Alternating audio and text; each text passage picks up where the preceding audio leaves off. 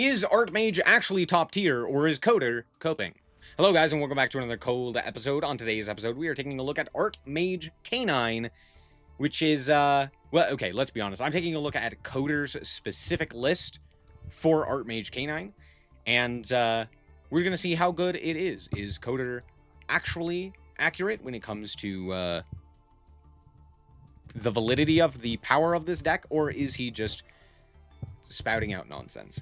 So we're going to quickly go through the card by card. Obviously, Distant Coder is the one who came up with this deck list. We're just giving it a test. We're just giving it a test run, seeing if it's good. So quickly going through the card by card, starting off with the K9s. We're playing the full package, pretty much. The Azunas, the Jokul, one Lantern, one Lupus, and the Noir, as well as the case for K9 and the Quick Play. As for the extra deck, it's just the... actually, there's a bit more interesting cards in here for the package. First and foremost, we're playing the standard stuff of Nash Knight, Ripper, the Umbral Masquerade, as well as Masquerade, Werewolf, and Chaos Nash Knight. We're also playing Jax, which is on Xyz Summon, or if your opponent activates a monster effect in hand or grave, you can detach a material to pop a card on the field. Pop a monster on the field. And then on top of that, during any turn in which your opponent activates a monster effect in hand, you can double the amount of damage that you inflict. If this card is used as material, which is pretty fine. Mostly it's just used as an additional... It's like a pseudo disruption. And then we're also playing Quinn Query, which is a card that allows you to reborn a level 5. Now, here's the thing. Why are we playing this? I actually could not tell you as to why this card is in here as opposed to something like Valon or Zeus. I don't know why we're not playing AA Zeus, but okay, yeah, sure. Here's Quinn Query. I don't know what the purpose of this is. The only purpose I could think of is Artmage Growflayer, being able to be special summoned off of its effect to give you access to Artmages, which is something, I guess. I don't know what specifically putting Growflayer onto the field does, because you need to utilize its effect in hand for you to actually gain the effect to set a card, so... I don't know. I don't get the purpose of this. Anyway, speaking of which, here's the Artmages. Artmages center around specifically the field spell, and you have to basically have an Artmage card to trigger their effects in hand, or to allow them to special summon themselves, and then gain that additional effect. But the field spell pitches a spell trap to search out any of their names. And it can do this any number of times, up to the number of Artmage card or monsters, right? So you just declare a different name, and then you search out that name by pitching a spell trap. Makes sense? Makes sense. Starting off with Growflayer, because this is the one that I was on previously, you activate it in order to, or if you control an Artmage card, you can special summon it from the hand, and then set an Artmage spelled from the deck, specifically spell. So that's pretty cool. We're playing 2 of this. We're also playing 1 apiece of Litera and Finmel. Both have the same effect, whereas... Litera adds back from grave an Artmage card, and Finmel draws a card. Then all of them have an effect on the field if you have 3 different types. All of them are different types. Finmel negates the whole face-up field of monsters at quick effect speed. Growflayer pops a spell trap at quick effect speed. And then Litera adds back from the grave doesn't add back. It special summons from grave and then bounces itself back to the hand. Then we have Power Patron, which is different from the rest. It is an Artmage Power Patron. It quick fuses, utilizing itself on field, and if it's sent to the graveyard from hand or field, you can add an Artmage spell trap. So generally, what you would do is you would summon this off of the Medius, which on normal special summons a Power Patron. You would summon it, you would fusion summon it, it would trigger its effect to add that additional spell trap, which is very useful. You will be summoning the Diactorus, which is utilizing Medius and an Artmage monster. So you're going to use these 2. And then, if you have 3 or more different monster types, you can negate the activation of a card when your opponent activates it, which is pretty solid. On top of that, it can special summon a Medius if destroyed, which is pretty nice.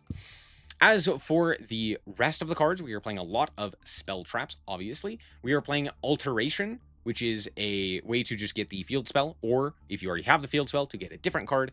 We have Arcane Academy, which, as I previously mentioned, you discard a card to add a Artmage Pretty solid, and you could do that however many times as long as it's a different name.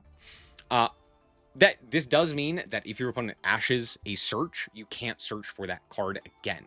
So for example, if I activate this, declaring Goreflayer, and they activate Ash Blossom, negating the search, I cannot then discard and search out Goreflayer, because I've already declared the name. I do not get to search it out. I could search the others, but I can't search out that one. It also gives you an extra normal for a Medius, which is nice, because Noir will take up our normal, and then you can utilize the field spell to grab the other normal. Then we're also playing one of the Vandalism, the Assault, which allows you to search a Medius, and then on top of that has the ability to treat one of your other monsters as an Artmage monster for a fusion, and then the Succession, which is basically just a quick play fusion spell. That's basically all that it is. And that's it for... Oh, sorry. We're also playing the Trap Awakening, which can special summon a Medius from the deck, or... mostly what you're going to be using it for is you banish it from grave, targeting and bouncing an Artmage monster, either to the hand or the extra deck, and then popping a card your opponent controls. It's pretty solid, but this is generally what you're going to search to pitch off of the Arcane Academy, or Arts, sorry. As for the rest of the deck, it's mostly just hand traps, and then we are playing a wide array of extra deck monsters. We're playing 4 different fusions, 2 Deactorus, the 1 Guardian Chimera, which you summon off of the Succession, and then Succession.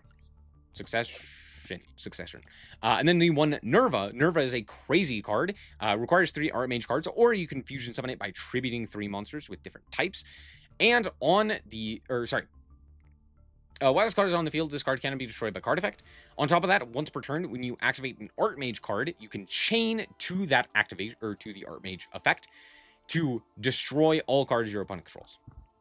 Or I should say, you make the activated effect of the Artmage card become destroy all cards your opponent controls. So instead of, popping a spell trap like Reflayer would do, you then instead just nuke the field.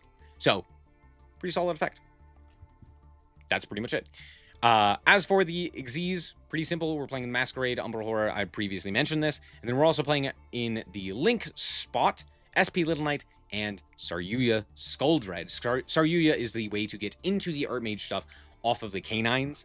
Yeah, it's drawn. Forehead. That's it. That's going to be it. Let's hop into the replays and show you how this deck performed. Alrighty, here we are going first, and our hand is actually very good. Let's see what we can accomplish with this. We're going to start off here with the case for Canine, which is going to be met by Perulia. That really sucks. I'm still going to grab Jokul here. We're going to activate the effect of Jokul, revealing the Griflayer. Roach, okay, cool, awesome. And, wow, crazy, okay. Well, I'm going to do nothing. Okay, sorry for existing. I'm still going to go Ripper here. Out comes the Holy Seal. Of course, yeah, sure. That's fine. We're going to go for the Ripper here. We're going to grab the Azana.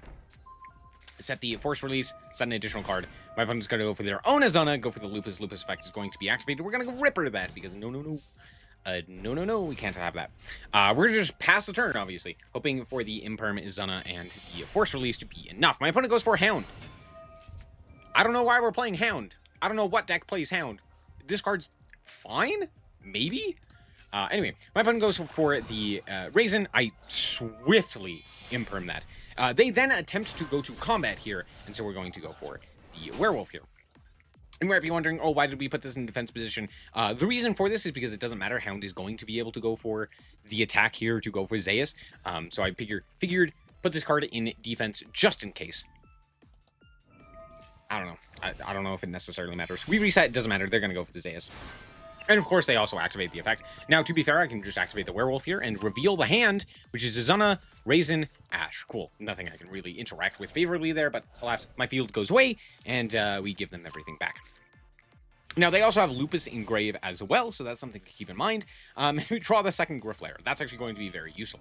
Out comes Case for Canine, which is probably met by Ash. We're going to then normal summon the Azana here, and then go for the... or send Lupus. Now, what I should not have activated this. This is just a silly activation. Now we're going to activate the Lupus, because I know that they're immediately going to go for their own Lupus, because they kind of have to. If they don't activate Lupus or Izana, I get to immediately go Ripper and kind of cut them off. So, of course, they're going to, right?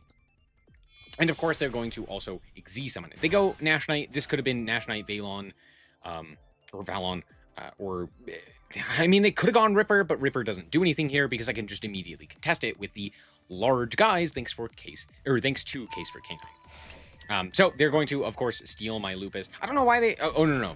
I know why. Because I could still just go combat if they don't steal Lupus, and I walk over the Zeus. Not that big of a deal. We could get to just go Griflayer here. Now I can actually make my own Nash Knight. So Nash Knight effect is going to activate, and we're going to just yoink that Zeus, and then go into the big Nash Knight, and then detach the wrong material. Don't detach the Masquerade. Don't detach the Masquerade. Yeah, you need the Masquerade attached in order to give this guy the negate. So this guy is just a big 3k beater. That's pretty much it. It does allow us to reset the quick play, which is funny at the very least. It doesn't really matter. We're going to go for the Medius the Pure off of our Griflayer that we set earlier, which then gives us the Power Patron into Deactorus, which triggers the Power Patron to grab up the Trap card, and this is where we get to do the Artmage line. Out comes Litera. You got to search Litera, because that adds back that Trap card that we just sent to the graveyard. We're going to send it back to the graveyard, though, to grab up Finmel, since we already went through the Griflayer.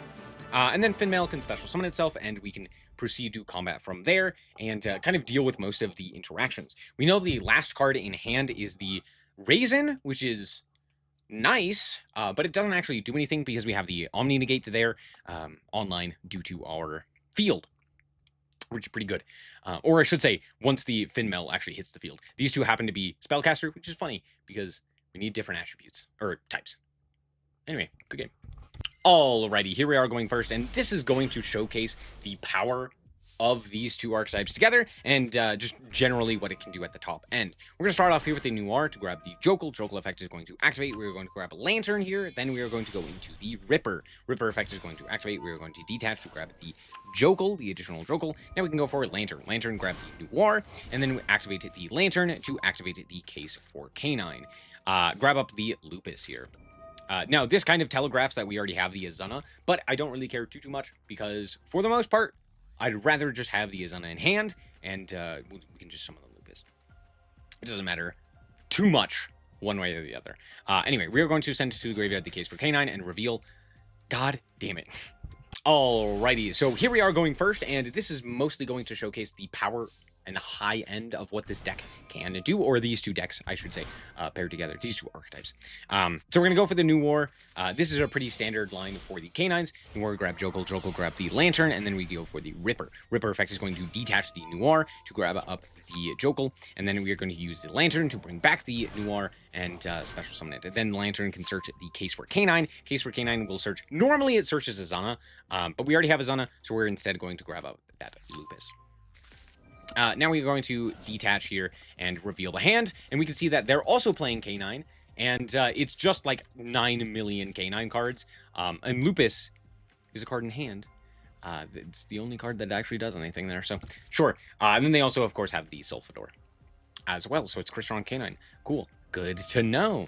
Anyway, here we're going to go for the Jokel, revealing the Lupus, and go from there into Saryuya Skull Dread. Yep, and then we're just going to draw and reshape our hand. Look at that. What a significantly better hand. Wow, cool. Now we get to go for the Alteration here in order to grab up the Awakening. Then we're going to pitch it to the graveyard and do the whole Artmage line as well. Out comes the Litera. Litera is going to special summon itself, grabbing back that Awakening. Then we're going to pitch it back to the graveyard in order to grab up the Griflayer. Griflayer is going to activate it in order to special summon and set a card. We're going to set the Vandalism, and then Saryuya is going to boost. But we're going to grab up that Medius the Pure, normal summon it, extra normal off of the field spell, and the Medius is going to search the Power Patron. Patron effect is going to activate to summon out the Deactorus. Deactorus is then going to be we're going to search out the quick play spell card since we already had the trap card off of the earlier effect.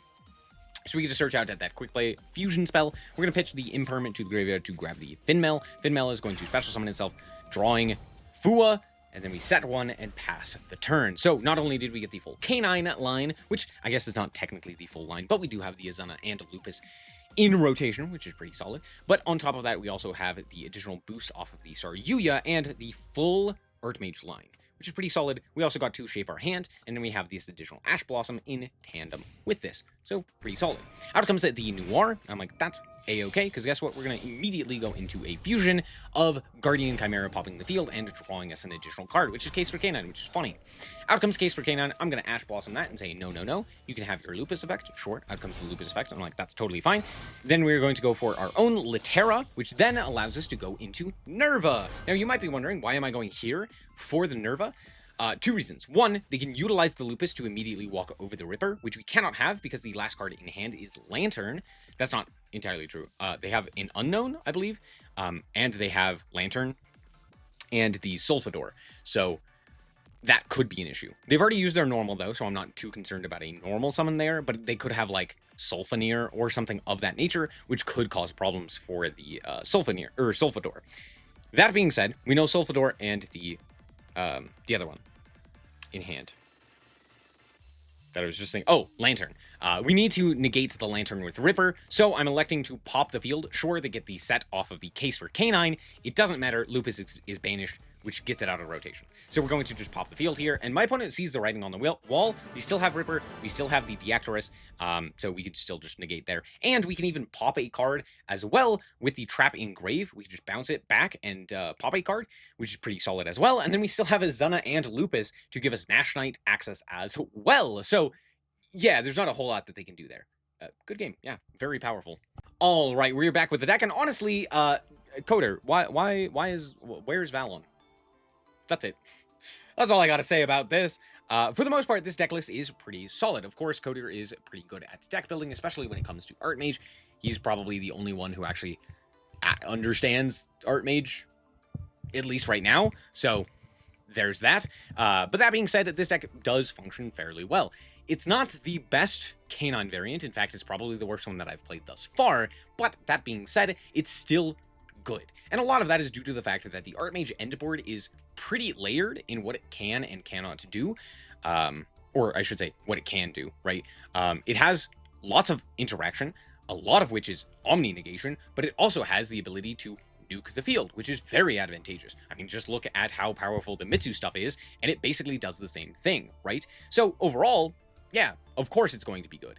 That being said, if you pair that with an additional archetype like the Canines, you do get the ability to actually make a pretty substantial end board. And a lot of that is due to the fact that the Canine cards kind of punish interaction from the opponent, right? I get to now do Izuna because you Ash Blossom me or something of that nature. So now I get to do the full Canine line because you interacted, right? Or you are going to interact with me because of the Canine cards, and now I get to do the full Artmage line, punishing you by not interacting favorably, right? It's similar in nature to pretty much every engine that's existed thus far. Mitsu, Fiendsmith, even like the adventure stuff, right? Where you kind of have to interact with that, because if you don't, you're just going to end up wasting your interactions. So it's similar in nature. Overall, the deck does work. It's pretty good, but there's no real big synergies between the Canine cards and the Artmage, other than the Canine cards exist alongside the Artmage cards and allow you to more easily play through hand traps. That's kind of it. It's not bad, but again, there's no synergies building these two upon each other that make them greater than the sum of their parts. It's basically Canine, Artmage separately coexisting that make them more or less the same, right? Canine could be played with anything else. Artmage has issues because there's a lot of locks, right? Like Power Patron, while it's on the field, requires you to go into a fusion. If you activate this, you're locked into Artmages, except for from the extra. So for the most part, there's not a ton that you can do in regards to a deck to play in tandem with this deck. I don't know, you probably could play Mitsu, right? But for the most part, the deck works, it functions, it's pretty good, but it's not insane. I know Coder's going to be like, this deck, the best deck ever. It's so good. You should be playing it. And for the most part, I don't think it's worth it. If you wanted to play a Canine deck, play Vanquishal. Play Crystron. If you really want something that has a very strong endboard, play the Crystron variant. That has a really powerful endboard and has genuine synergies that make sense to play in tandem. If you like Artmage, this is the best version of Artmage, due to the fact that the Canine cards are extremely powerful. I don't think Artmage is bad. I had a ton of fun playing this deck. I've really enjoyed Artmage, but it's not end-all be-all levels, right? It's not the best variant.